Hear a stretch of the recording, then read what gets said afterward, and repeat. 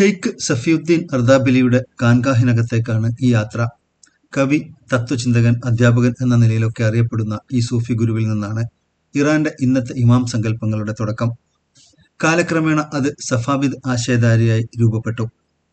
വടക്കൻ ഇറാന്റെ രാഷ്ട്രീയവും ആത്മീയവുമായ എല്ലാ നീക്കങ്ങളും അതിമനോഹരമായ ഈ ദർഗയിൽ നിന്നാണ് ഊർജം ഏറ്റുവാങ്ങുന്നത്. വാക്കുകൾ കൊണ്ട് വിശദീകരിക്കാനാവാത്ത അത്രയും ദൃശ്യഭംഗിയുള്ള ഈ ദർഗയാണ് അർദാബിൽ പട്ടണത്തിന്റെ ഏറ്റവും വലിയ ആകർഷണം. ഇറാന്റെ അർദബീൽ നഗരം എന്ന് പറയുന്നത് അവരുടെ രാഷ്ട്രീയ, സാംസ്കാരിക, ആത്മീയ പൈതൃകത്തിന്റെ ഒക്കെ തുടക്കമെന്ന് അവകാശപ്പെടുന്ന ഷാഫിയുദ്ദീന്റെ മക്ബറ സ്ഥിതി ചെയ്യുന്ന നഗരം എന്ന നിലക്കാണ്. ഇവിടുത്തെ ഒരു പ്രത്യേകത എന്ന് പറയുന്നത് അതിമനോഹരമായ ഒരു മക്ബറയാണിത്. എന്നതിലുപരി പൊളിറ്റിക്കലായ ഇറാൻ, അതായത് സഫവി കാലഘട്ടത്തിലേക്ക് കടക്കുന്നത് മുതൽ പിന്നീട് ഇങ്ങോട്ടുള്ള ഇറാന്റെ ഒരു വളർച്ച നമുക്ക് വളരെ കൃത്യമായി മനസ്സിലാക്കാൻ കഴിയുന്ന ഒരു പ്രദേശം കൂടിയാണിത്.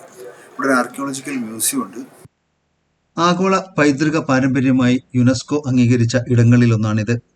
അർദാബിൽ പട്ടണത്തിലെ പ്രധാനപ്പെട്ട കൊമേഴ്ഷ്യൽ മാർക്കറ്റുകളിൽ ഒന്നിനോട് ചേർന്നാണ് 13-ാം നൂറ്റാണ്ടിലെ ഈ സൂഫി വര്യന്റെ മൊസോളിയം സ്ഥിതി ചെയ്യുന്നത്. ഷെയ്ഖ് സഫിയുദ്ദീന്റെ ശില്പം പുറത്തെ പൂന്തോട്ടത്തിൽ സ്ഥാപിച്ചതു കാണാം. ചരിത്ര പ്രാധാന്യമുള്ള ധാരാളം നിർമ്മിതികളാണ് ഈ കോമ്പൗണ്ടിനകത്തുള്ളത്. ദൗർഭാഗ്യവശാൽ അതിനകത്തേക്ക് വലിയ തരം ക്യാമറകളുമായി ആരെയും കടത്തിവിടുന്നില്ല. എന്നാൽ ഫോൺ ഉപയോഗിച്ച് ദൃശ്യങ്ങൾ പകർത്തുന്നതിന് വിലക്കുമില്ല. അതുകൊണ്ട് തന്നെ ഈ മസാറിനകത്തെ കാഴ്ചകൾക്ക് ജേർണലിസ്റ്റ് സാധാരണ പകർത്താറുള്ള ദൃശ്യമിഴിവ് ഉണ്ടാവില്ലെന്ന് ആദ്യമേ പറയട്ടെ. റോഡിൽ നിന്നും നോക്കിയാൽ കാണാനാവുന്ന ചില ഭാഗങ്ങൾ വീഡിയോ എടുക്കാൻ അനുവാദമുണ്ട്. പുതിയ കാലത്ത് SLR ക്യാമറകളെ വെല്ലുന്ന ഫോണുകൾ ഉണ്ടെന്നിരിക്കെയാണ് ഈ വിചിത്രമായ നിയമം അവിടെയുള്ള പോലീസുകാർ നടപ്പാക്കുന്നത്. ഷെയ്ഖ് സഫിയുദ്ദീൻ മസാറിനകത്തേക്ക് പ്രവേശിക്കാൻ ഒന്നിലധികം ഗേറ്റുകൾ ഉണ്ടെങ്കിലും മെയിൻ റോഡിന് സമീപമുള്ള ടിക്കറ്റ് കൗണ്ടർ വഴിയാണ് സഞ്ചാരികളെ കടത്തിവിടുന്നത്. നീലവർണ്ണത്തിലുള്ള ടൈലുകൾ കൊണ്ട് അലങ്കരിച്ച മസാറിന്റെ പുറമതിലിനോട് ചേർന്ന് സഞ്ചാരികൾക്ക് വിശ്രമിക്കാനുള്ള ഇരിപ്പിടങ്ങളുമുണ്ട്. ഈ ദൃശ്യങ്ങളിൽ കാണുന്നതാണ് ജന്നത്ത് സര മസ്ജിദ്. ആത്മാവിന്റെയും ആകാശത്തിന്റെയും വർണ്ണം ഒന്നാണെന്നാണ് സൂഫികളുടെ വിശ്വാസം. മനുഷ്യന് മനസ്സിലാക്കാനാവാത്ത പ്രപഞ്ച രഹസ്യങ്ങൾ നീല നിറവുമായാണ് ബന്ധപ്പെട്ട് കിടക്കുന്നതെന്നും അതുകൊണ്ട് അതീന്ദ്രിയതയുടെ വർണ്ണം നീലയാണെന്നും സൂഫികൾ കരുതുന്നു. സ്വർഗത്തിന്റെ നിറമാണ് പച്ച. നിഗൂഢമായ ആത്മരഹസ്യങ്ങൾ അനന്തമായ ആകാശത്തെപ്പോലെ മനുഷ്യന് എത്തിച്ചേരാനാവാത്ത ഇടമാണ്. അതുകൊണ്ടാണ് സൂഫികളുടെ മസാറുകളിൽ നീല നിറത്തിലുള്ള ചിത്രപ്പണികൾക്ക് പ്രാധാന്യം നൽകുന്നത്. അതിമനോഹരമായി അലങ്കരിച്ച ഈ കവാടത്തിലൂടെ അകത്തേക്ക് കടക്കുമ്പോൾ അവിടെ പക്ഷെ തികച്ചും വ്യത്യസ്തമായ മറ്റു ചില വർണ്ണങ്ങൾ ഉപയോഗിച്ചതായാണ് കാണാനാവുക. നീലയോടൊപ്പം സ്വർണ്ണവർണ്ണവും മസാറിനകത്ത് ധാരാളമായി ഉപയോഗിച്ചിട്ടുണ്ട്. കണ്ണഞ്ചിപ്പിക്കുന്നവയാണ് ഈ ദർഗയുടെ അകത്തുള്ള അലങ്കാരപ്പണികൾ. സ്വാഭാവികമായും സമ്പത്തിനെയാണ് സ്വർണ്ണവർണ്ണം പ്രതിനിധാനം ചെയ്യുന്നത്. ഐഹിക ലോകത്ത് ദരിദ്രരായി ജീവിക്കാറുള്ള സൂഫികൾ മരണത്തിന് ശേഷം ആത്മീയമായ ഔന്നത്യം നേടി അതിസമ്പന്നരായി മാറുന്നു എന്നാണ് വിശ്വാസം. കേരളത്തിലും മറ്റും ജാറങ്ങളിൽ നടന്നു വരാറുള്ള ഉറൂസ് എന്ന വാക്കിന്റെ അർത്ഥം വിവാഹം എന്നാണെന്ന് ശ്രദ്ധിച്ചിട്ടുണ്ടോ? ദൈവത്തെ പ്രണയിച്ചാണ് ഒരു സൂഫി ഭൂമിയിലെ നാളുകൾ ജീവിച്ചു തീർക്കുന്നത്. തന്റെ മരണ ദിവസമാണ് അവൻ ആദ്യമായി ദൈവത്തെ കാണുന്നതും. അതുകൊണ്ടാണ് സൂഫിയുടെ മരണ ദിവസം അവന്റെ ആദ്യരാത്രിയായി കണക്കാക്കുന്നതും മരണത്തെ വിവാഹമെന്ന അർത്ഥത്തിൽ ഉറൂസ് എന്ന് വിശേഷിപ്പിക്കുന്നതും. തുർക്കിയിലെ ജലാലുദ്ദീൻ റൂമി സ്മാരകത്തിലും സ്വർണ്ണവർണ്ണം ധാരാളമായി ഉപയോഗിച്ചത് കാണാനാവും. ആർക്കിടെക്ചറും ആത്മീയതയും ഷെയ്ഖ് സഫിയുദ്ദീന്റെ മസാറിൽ ഒരുപോലെ ഒത്തുചേരുന്നുണ്ടെന്നാണ് യുനെസ്കോ വ്യക്തമാക്കിയത്. തൈമൂർ കാലഘട്ടത്തിന്റെയും ഇൽഖാനിദ് കാലഘട്ടത്തിന്റെയും സവിശേഷതകളെ അടയാളപ്പെടുത്തുന്നതാണ് മുകൾ ഭാഗത്തെ അലങ്കാരപ്പണികൾ. സഫാവിദ് കാലഘട്ടത്തിന് തുടക്കം കുറിച്ചയാൾ എന്ന നിലയിൽ ഷെയ്ഖ് സഫിയുദ്ദീന് വലിയ ആദരവാണ് പിൽക്കാലത്ത് ലഭിച്ചത്. അദ്ദേഹത്തിന്റെ മക്ബറയോട് ചേർന്ന് നിരവധി സഫവി സുൽത്താൻമാരും അന്ത്യവിശ്രമം കൊള്ളുന്നുണ്ട്. ഈ സെൻട്രൽ ഹാളായിരുന്നു ഒരു കാലത്ത് സൂഫികൾ ഖാൻഗാഹ് ആയി ഉപയോഗിച്ചിരുന്നത്. ഇന്ന് അതൊരു മ്യൂസിയമായാണ് പ്രവർത്തിക്കുന്നത്. പോയ നൂറ്റാണ്ടുകളിലെ നിരവധി ശേഖരങ്ങളും ചരിത്രരേഖകളും കലിഗ്രഫിയും ഒക്കെ ഇവിടെ സൂക്ഷിച്ചിട്ടുണ്ട്. 15-ാം നൂറ്റാണ്ടിൽ ചൈനയിലെ ചക്രവർത്തിമാരിൽ ഒരാൾ സഫാവിദ് സുൽത്താനായിരുന്ന ഷാ അബ്ബാസിന് കൊടുത്തയച്ചതാണ് ഈ പിഞ്ഞാണപാത്രങ്ങൾ. ആഗോള സമുദ്ര വ്യാപാരം ശക്തിപ്പെട്ടതിന് ശേഷമുള്ള കാലത്ത് അടഞ്ഞുപോയ സിൽക്ക് പാതയെ വീണ്ടും തുറക്കാനുള്ള ശ്രമങ്ങളുടെ ഭാഗമായിരുന്നു ഈ സമ്മാനങ്ങൾ. ഇവ സൂക്ഷിച്ച ഹാളിനെ ചീനി ഖാന എന്നും വിളിക്കാറുണ്ട്. ചൈനക്കാരുടെ ഹാൾ എന്നാണ് അതിന്റെ അർത്ഥം. ഷാ അബ്ബാസിന്റെ കാലത്ത് ചൈനയിൽ നിന്നും ലഭിച്ച 1200-ലധികം കൗതുക വസ്തുക്കൾ സൂക്ഷിച്ചിരുന്ന ഈ ഹാൾ പിൽക്കാലത്ത് കൊള്ളയടിക്കപ്പെടുകയാണ് ഉണ്ടായത്. 14-ാം നൂറ്റാണ്ടിൽ നിർമ്മിക്കപ്പെട്ട ഒരു ചെമ്പ് പാത്രം ഉൾപ്പെടെ വളരെ കുറച്ചെണ്ണം മാത്രമേ ഇന്നിവിടെ ബാക്കിയുള്ളൂ. കൊള്ളയടിക്കപ്പെട്ട പുരാവസ്തുക്കളിൽ ചിലത് റഷ്യ അടക്കമുള്ള രാജ്യങ്ങളിലെ മ്യൂസിയങ്ങളിൽ എത്തിപ്പെട്ടിട്ടുമുണ്ട്. സഫിയുദ്ദീൻ മസാറിന്റെ പിൻഭാഗത്ത് സഫാവിദ് കാലഘട്ടത്തിലെ വേറെയും ചില നിർമ്മിതികളുണ്ട്. ജന്നത്ത് സര മസ്ജിദിനു പുറമെയുള്ള മറ്റൊരു സമുച്ചയമാണ് ഹറം ഖാന. ഷാദി ഹൗസ്, ലാൽ ഖൈറ മൈതാൻ എന്നിവയാണ് അതിനോട് ചേർന്നുള്ള കെട്ടിടങ്ങളും അതിനു മുമ്പിലുള്ള വിശാലമായ മൈതാനവും. പോയ കാലത്ത് സൂഫി ദർവേശികൾക്ക് കൂടിച്ചേരാനും താമസിക്കാനുമൊക്കെയാണ് ഹറം ഖാന ഉപയോഗപ്പെടുത്തിയിരുന്നത്.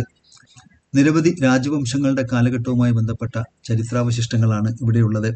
ഈ കോംപ്ലക്സിലേക്ക് നടന്നു വരുന്ന വഴിയിൽ ജേർണിയിസ്റ്റിനെ വല്ലാതെ ആകർഷിച്ച കാഴ്ചകളിലൊന്നായിരുന്നു നിരനിരയായ ഈ ഹൽവ ഷോപ്പുകൾ.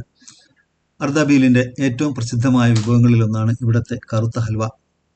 കോഴിക്കോടൻ ഹൽവകളിലും കറുത്ത നിറത്തിൽ ഒരിനം കിട്ടാനുണ്ടെങ്കിലും ഇറാനിലേത് തികച്ചും വ്യത്യസ്തമായ രുചിയും നിർമ്മാണ രീതിയുമുള്ള ഹൽവയാണ്. തേനും ഗോതമ്പും നിരവധി ചേരുവകളും അടങ്ങിയ ഈ ഹൽവ 4 മാസം വരെ കേടാവാതെ നിൽക്കും. പൊതുവെ തന്നെ എല്ലാതരം ഹൽവകളും തയ്യാറാക്കാൻ നല്ല സമയം ആവശ്യമുണ്ടെങ്കിലും അർദാബീൽ ഹൽവ റെഡിയാകാൻ ഏറ്റവും ചുരുങ്ങിയത് 4 ദിവസമെങ്കിലും വേണം. ഗോതമ്പ് മുളച്ചു തുടങ്ങുന്നതുവരെ വെള്ളത്തിൽ കുതിർത്ത് വെക്കുകയാണ് ആദ്യം ചെയ്യേണ്ടത്. പിന്നീട് അത് വെള്ളം മാറ്റി അരച്ചെടുക്കണം. ഇത് കരട് കൂടാതെ അരിച്ചെടുത്ത് പഞ്ചസാര ചേർത്ത് നേരത്തെ മാറ്റിവെച്ച ഗോതമ്പിന്റെ വെള്ളത്തിൽ കലക്കിയെടുക്കണം. കുതിർത്ത ഗോതമ്പിൻ്റെതിനേക്കാൾ ഒരല്പം കുറവായിരിക്കും പഞ്ചസാരയുടെ അളവ്. പലതവണ ഈ വെള്ളം ചേർത്ത് ചൂടാക്കി വറ്റിച്ചെടുക്കുകയാണ് ആദ്യഘട്ടം. ഇതിൽ പൊടിച്ച വാൽനട്ട്, കുരുമുളക്, ഗ്രാമ്പു, കറുവപ്പട്ട, ഇഞ്ചി, ജീരകം എന്നിവയും നെയ്യും ചേർക്കും. അവസാന ഘട്ടത്തിൽ മുന്തിരിയുടെയോ ഈത്തപ്പഴത്തിന്റെയോ സിറപ്പ് ചേർത്ത് അടുപ്പിൽ നിന്നിറക്കിയാൽ അർദാബീൽ ഹൽവ തയ്യാർ.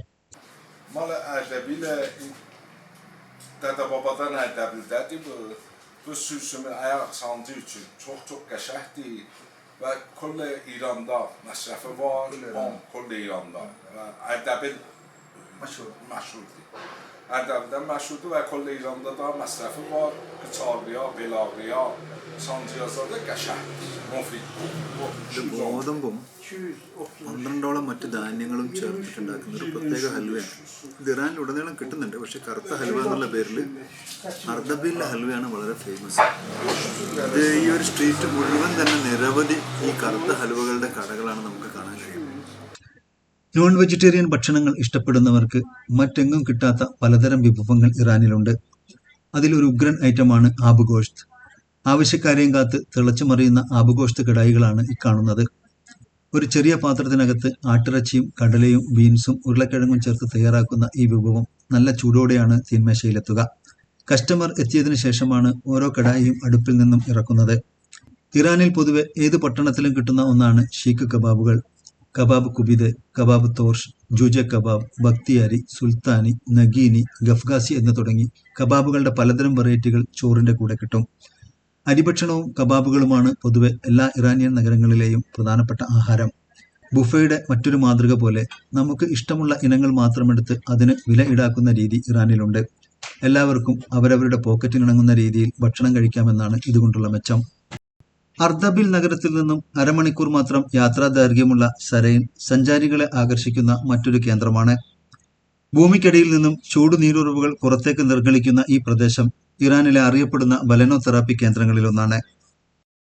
സബലാൻ അഗ്നിപർവ്വതം 9700 വർഷങ്ങൾക്ക് മുമ്പായിരുന്നു പൊട്ടിത്തെറിച്ചത്. അപ്പം അന്ന് രൂപപ്പെട്ട ഒരു ഗ്രാമമാണ് സെറൈൻ. ഈ ഗ്രാമത്തിൻ്റെ അടിയിൽ നിറയെ ചൂട് നീരുറവുകളുണ്ട്. അതുകൊണ്ട് തന്നെ ഈ ഗ്രാമത്തിലേക്ക് ഇന്ന് വിനോദസഞ്ചാരികൾ എത്തുന്നത് ഈ സൾഫർ അടങ്ങിയ അല്ലെങ്കിൽ ഒരുപാട് ധാതു ലവണങ്ങൾ അടങ്ങിയ ചൂട് ഉറവുകളിൽ കുളിക്കുന്നതിന് വേണ്ടിയിട്ടാണ്.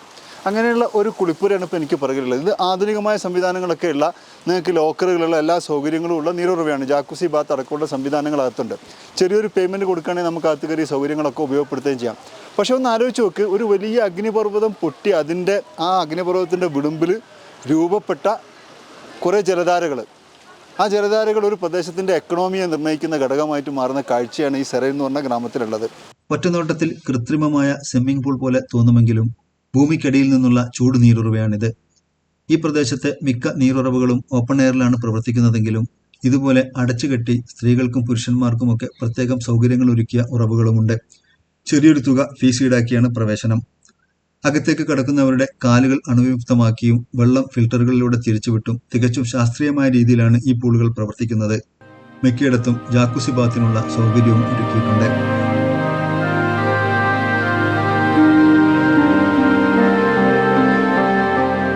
മാനവികതയുടെ പിന്നിട്ട ചരിത്രവും വിവിധ സമൂഹങ്ങളുടെ സാംസ്കാരിക സവിശേഷതകളും പരിചയപ്പെടുത്തുന്ന ജേർണിസ്റ്റ് യാത്രകളുടെ മുൻലക്കങ്ങൾ കാണാനും പുതിയവ യഥാസമയം നിങ്ങളിലേക്ക് എത്താനും ഞങ്ങളുടെ ചാനൽ സബ്സ്ക്രൈബ് ചെയ്യൂ.